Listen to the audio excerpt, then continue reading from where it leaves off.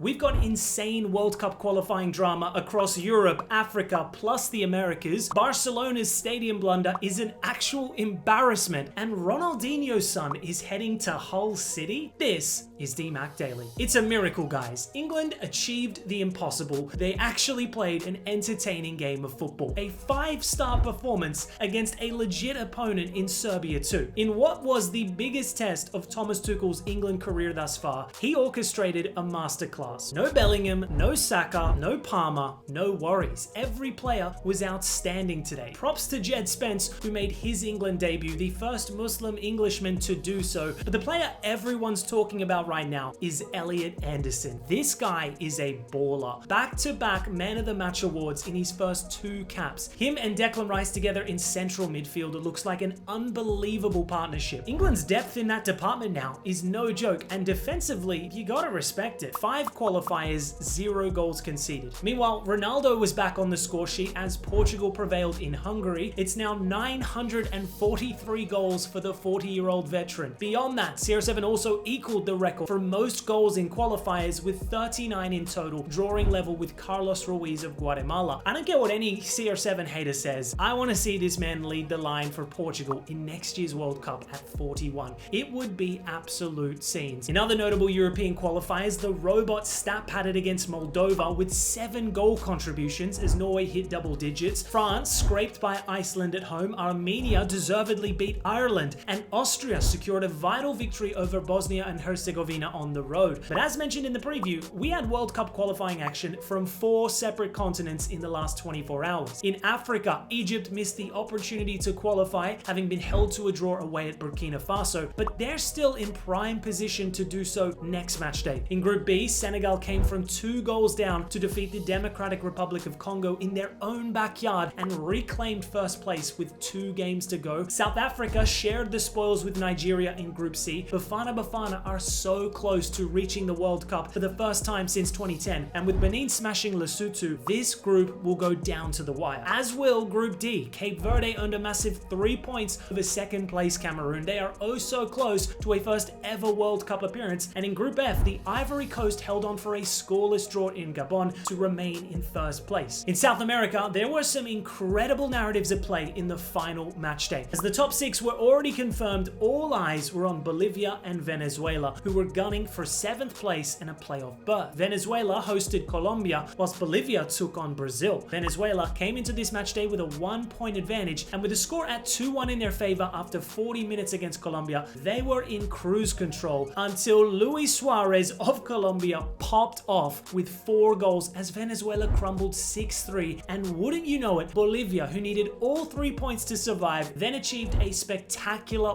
1-0 victory over Brazil. Bolivia haven't reached the World Cup since 1994, so this result means everything for their people. We also witnessed Argentina host a new number 10 in Messi's absence, with Franco Mastantuono donning the esteemed jersey, although it wouldn't be his day as Ecuador prevailed 1-0 to secure 2nd spot in qualifying. An amazing campaign. In CONCACAF, Jamaica made it 2 wins from 2, whilst Curacao earned a much-needed victory over Bermuda to sit firmly in World Cup contention, whilst in Group C, Costa Rica and Haiti shared the points in a 6-goal thriller, with Honduras going top thanks to a 2-0 victory over Nicaragua. We also had CONCACAF hosts Canada and the USA all picking up friendly wins, a much-needed result for Pochettino, his first win against top 30 opposition following 7 straight defeats. However, I wouldn't read into this result too much, as this wasn't a full-strength Japan side. And then we have the 2026 future World Cup champions, the Socceroos, who cooked New Zealand 3-1 in Auckland to reclaim the iconic soccer ashes. Irankunda and Toure bawling out an attack, Chirkati leading the backline and captaining his country at 21. The future is so promising with these guys. Irankunda in particular, bro, he is something else, only centimeters away from scoring one of the best free kicks I've ever seen. His set piece ability is simply out of this world.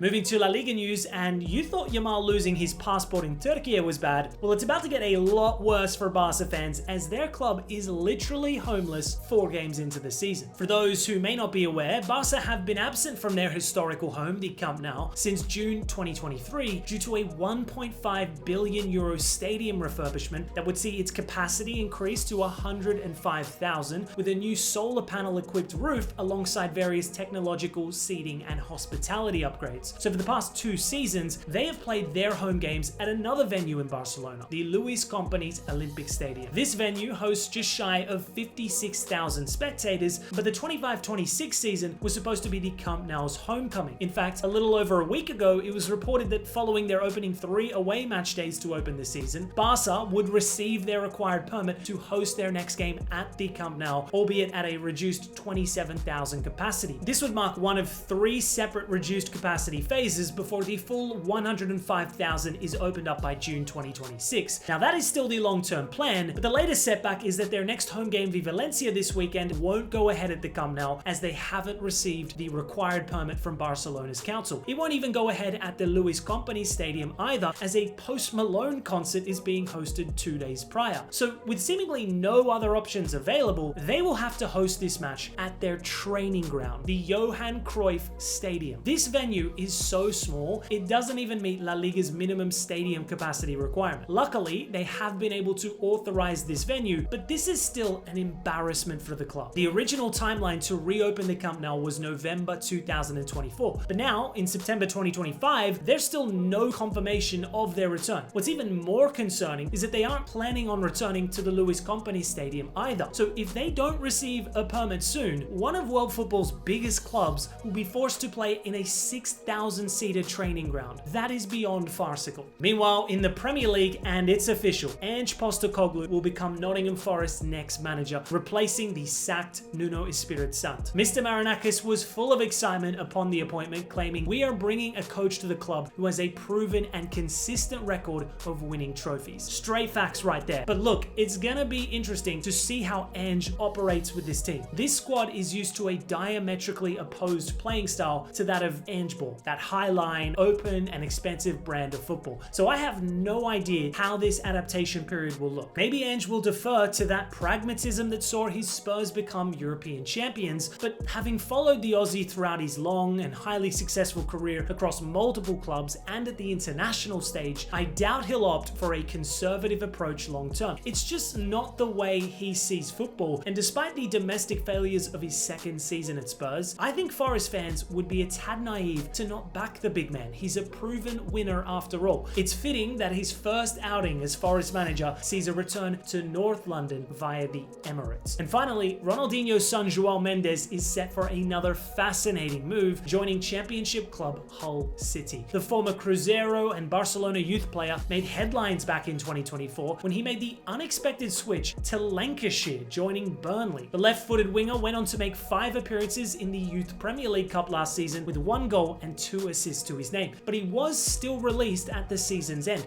So Mendes has since swapped Lancashire for Yorkshire, where he's expected to link up with Hull's U21s. Maybe we've got a Giovanni 2.0 situation on our hands, but having watched his highlight reel, I doubt we're looking at a future Premier League star. But hey, fair play to the kid for pursuing his dreams in a uniquely unfamiliar environment. Anyways, legends, thanks for tuning in to today's DMAC Daily. If you enjoyed the show, feel free to like, subscribe, click that notification bell, and I'll see you tomorrow.